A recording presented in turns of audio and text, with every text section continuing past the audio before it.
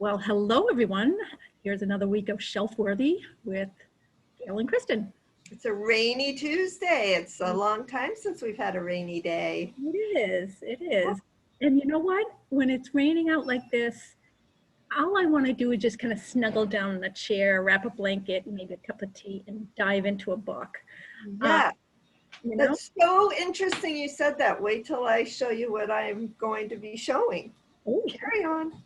Well, I'm just going to highlight, for those people who are interested in biographies, I'm going to highlight some very thick biography books that we have here in the library. They're new, and this is a perfect time to take them out and read up on some of the interesting people that make up this world. So this is, I can't even begin to pronounce this person's name, but he was, I believe it's China, and became a Nobel Peace Prize laureate. So if you're interested in how a person can go from, nothing, meaning not being recognized at all, to a Nobel laureate, this is going to be a good book for you. The Journey of Liu Xiaobo. I don't know. I'm sorry. That's it. I'm sure that's it. Yeah. That's one. And then another one, which I thought would be interesting, is the James Monroe biography. There we go. By Tim McGrath, sorry. Again, a very sizable book. We're talking like 600 pages plus another so of notes. But this is a perfect book for people who are really interested in biographies. Just snuggle down, the cold weather is coming up, and just kind of, get in that comfy chair. Now, the one is Warhol by Blake Gopnik. Now, Andy Warhol was a character, but this is an interesting biography that takes you all through his life. And if you just like reading about interesting people, here's one to consider. Mind you, I have not read any of these, but we do choose our books by reading reviews and published journals.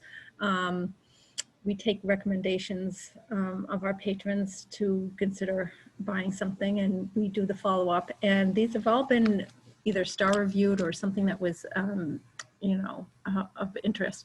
This is the new one on Henry Kissinger.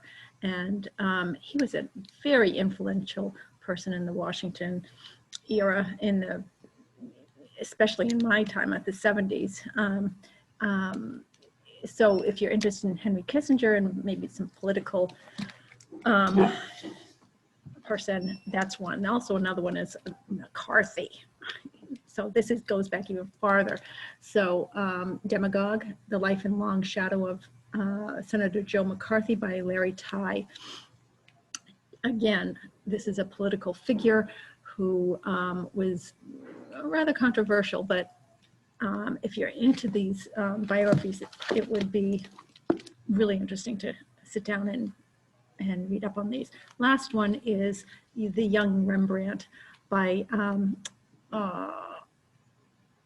Ono Blom. So this is not as thick. Actually, I might actually read this. Rembrandt was an amazing person, I think, very unique for his time. And the artwork itself, so you just kind of wonder, where did all that talent came from? What was going on in his mind? And so a biography, rather slim biography like this, would probably pass the day help you pass the day in a comfy chair in your home with a nice cup of tea. So that's what I've been thinking of. What about you? Well, along similar lines, I have some couple nonfiction things to show you. One I just read was Pete Buttigieg's new book, Trust. And I gotta tell you, speaking of McCarthy and Kissinger, and this was very thought-provoking and eye-opening. And he writes about how trust is essential to the foundation of democracy in America and its erosion through the past several decades, to kind of where we are now and what the future holds. And he also talks about how we're being manipulated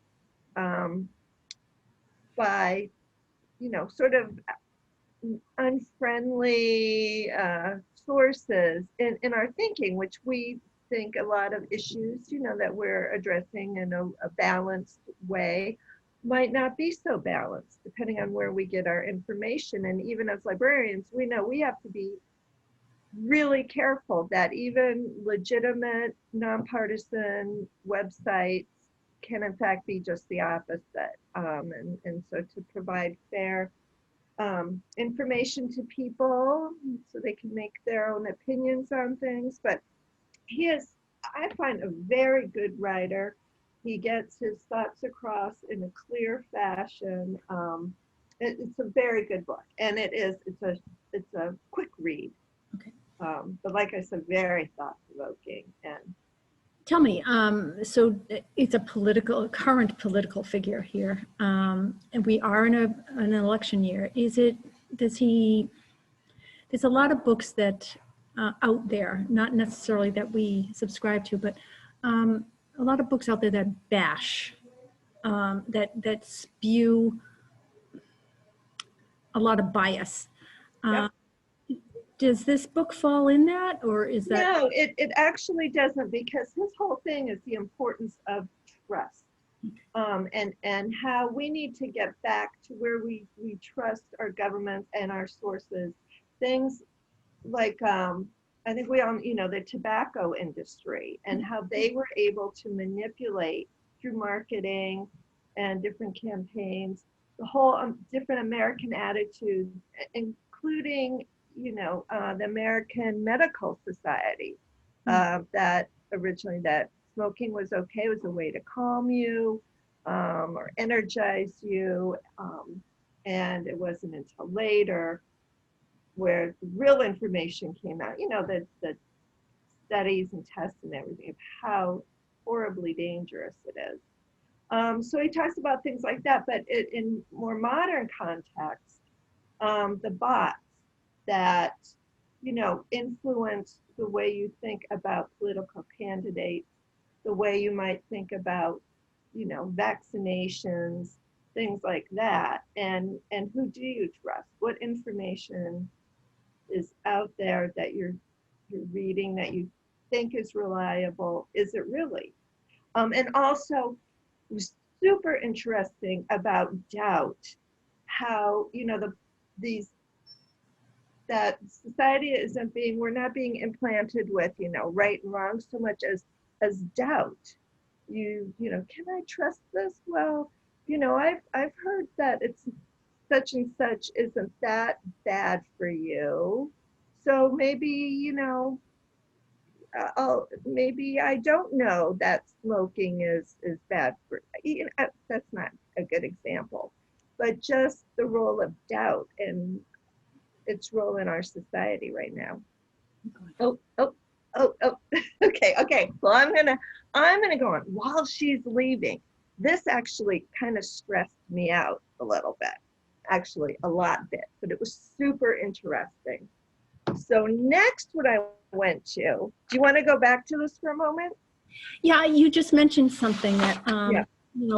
what kind of, where do people go to trust Right out there? And what I found is there's something called the media bias chart. I probably should share my screen, but I've got a quick printout of this.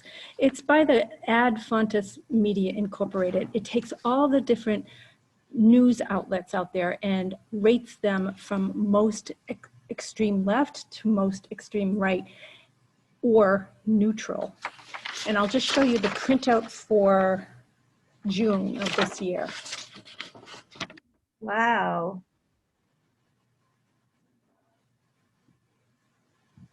Kind of hard to read, but yeah, I should probably share the the website. If you just Google the media bias chart by Ad Fontes Media, every month they just rate the different news articles that have come out during that period and rates them whether they're skewing left or right, and whether it's fact reporting or it contains inaccurate information.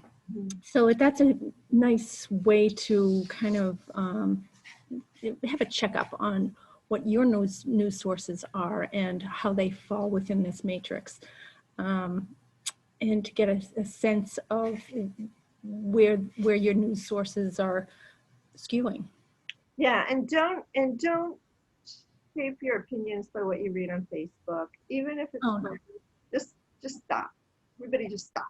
Go to valid news sources. Yeah. Yep. It has a listing of all the valid news sources, including the Washington Post, New York Times, Bloomberg, Reuters, AP, all these, Wall Street Journal, all these news sources that are out there. And of course, the library subscribes to a lot of these publications, some of them online now, the New York Times and the Boston Globe. So you can place holds on these magazines, not so much the newspapers, but visit them online. And yeah, visit them online if you can. But go ahead. What else were you going to? Well, so see, I can feel my blood pressure and everything. Stressful times, of course, for everybody. So I picked this book up. This crossed my desk, and it's The Simplicity of Cozy. And it's all about, and I thought it was going to be kind of wishy-washy, so I was going to, leaf through it real quick. But I actually ended up taking it home, and it's interesting, it's all about the hygge,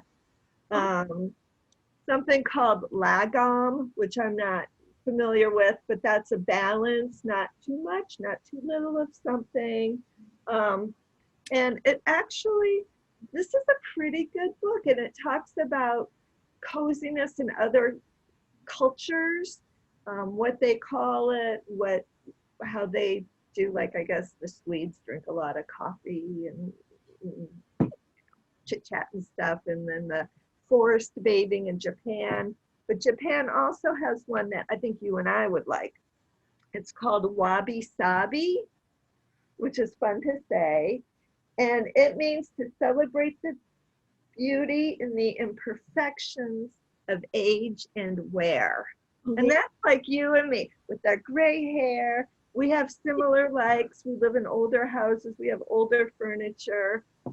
We just like kind of simple age and wear. Yes. So this is a good book, and it's written by a woman named Melissa Alvarez. I think some of it is a little wishy-washy, but a lot of it does make sense. And it's about even, try to bring coziness to your work environment. For instance, you have an orchid by your desk. I have a little ambient light. And it just sort of makes your work environment a little more personal and maybe relaxing. It kind of takes away a little bit of the stress. Yeah. Oh, that's good. That's a nice departure from all the It is. It's good escapism. And also, like you just said, I want to remind people that you can, in fact, check out new magazines at the library still. Just place them on hold, even new ones. Usually before we were closed to the public, we would have our new issues would stay in the library for in-person reading. But right now we're letting everything go out. So I was just been reading, catching up on my Old House Journal magazines. I think these are really good, and I don't think they're available on RB Digital. Again, because I live in an old house, and everything's pretty fancy and pricey and stuff, but it's really fun to just look through and realize it's a different perspective on things. Because everything's all white now. I know. I like Old House. I like Old House Journal because I do too. Even the advertisers, because you're finding these. That's right. Older house. Really cool stuff. Yeah, really cool stuff. I like it a lot. Yeah. a piece of hardware or something, and they have an advertisement of a company who sells that kind of stuff. So it's fun. They're just fun to look through. Yeah, I do. I do this. I go with them, and then I go online and I look at the website. Ooh, tiles, pretty. Yeah. So anyway, so that is what I've been up to. Well, it sounds like we've been busy. We have been busy. You get to read your James Monroe biography and report back next week. Really. Actually, that'll take you all through winter. You know, by the time you finish that, it'll be spring. The daffodils will be blooming. Yeah, I have to be honest. Biography is really not my thing, but we'll see. We'll see. I might dive in. We have one library patron. She reads all the new biographies that come through, and I just think that is such a cool area to focus on. It is. Well, everybody reads, the new James Patterson. Nope, she reads the new biographies, and I love that because I don't read many biographies either. But when I do, I was thinking to myself, well, I should read this more often, just because to get the perspective of other people, and it's just so, interesting.